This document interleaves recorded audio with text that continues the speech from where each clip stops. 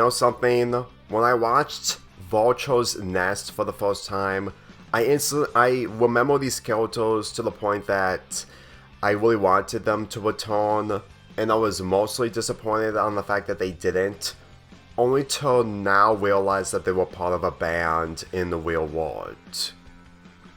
If it's just me not getting that information, or the fact that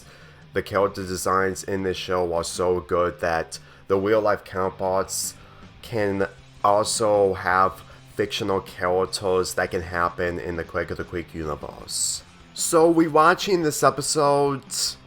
it's one of my favorite episodes from season 1, despite the fact that the band itself is not a band in the Quake of the Creek universe and a band in the real world.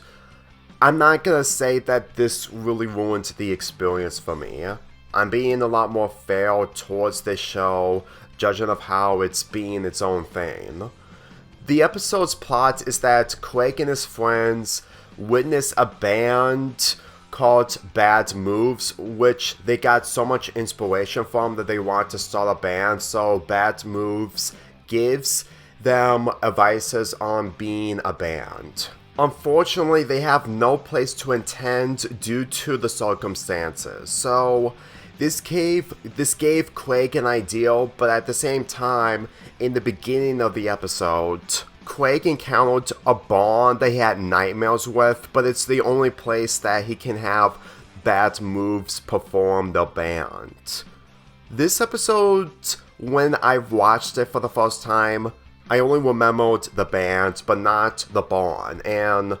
whenever you look into Quake's situation when it comes to the barn itself, because of something inside of the barn, we're all Quake at some point when there's one place we don't want to go to because of something inside of it. And since that the Vulture is real, it's really possible that if this was all imaginary, then I'm pretty sure that Quake's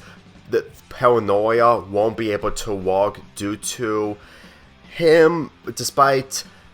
a kid also having fears, wouldn't have any issues of being afraid of the barn, considering that the barn itself is okay. And since that Bad Moves offered him to perform on stage for him finding the location, in all honestly, you would probably be in Quake's position if you did something great for a group that you found a place and they're willing to give you the attention in front of an audience. And truthfully, if the Vulture wasn't an issue whatsoever, nor Quake having nightmares about it, then I'm pretty sure that this would have been a boring Bands episode, without any motivation or stakes intact. Granted, my original thoughts before realizing that Bad Moves were a real band is that if they ever come back, there would have been a Battle of the Bands episode, but that would have been too predictable considering that other cartoons have done this, and it's pretty obvious that the outcome will have been the same with the protagonist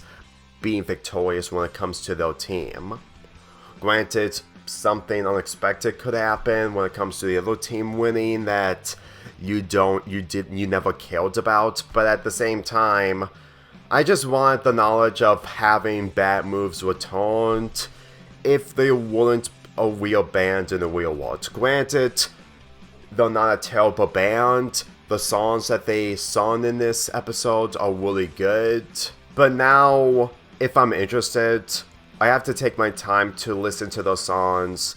whenever I get the chance. Either way, the ending of this episode when it comes to Quake and his friends performing on stage is really good, considering that the information that they get from Bad Moves on coming up with their own lyrics, despite the fact that it's been 2 days since they know each other. Honestly, the song itself is what it is, and when it comes to the Vulture about to attack Quake, he screams through the microphone to scare the Vulture away. Up until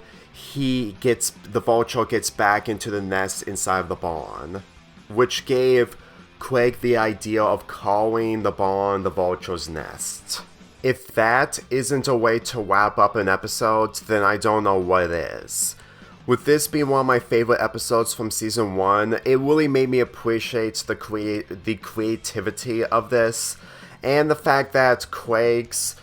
character development in this episode, despite not being that big compared to his character development later on, is still really memorable. Even though that Bad Moves is a real band in the real world and we're never going to see them again in the show, I have to admit that they still give out a great impression to the point that they actually feel like fictional characters in the Quake of the Quake universe, even though it's not really the case.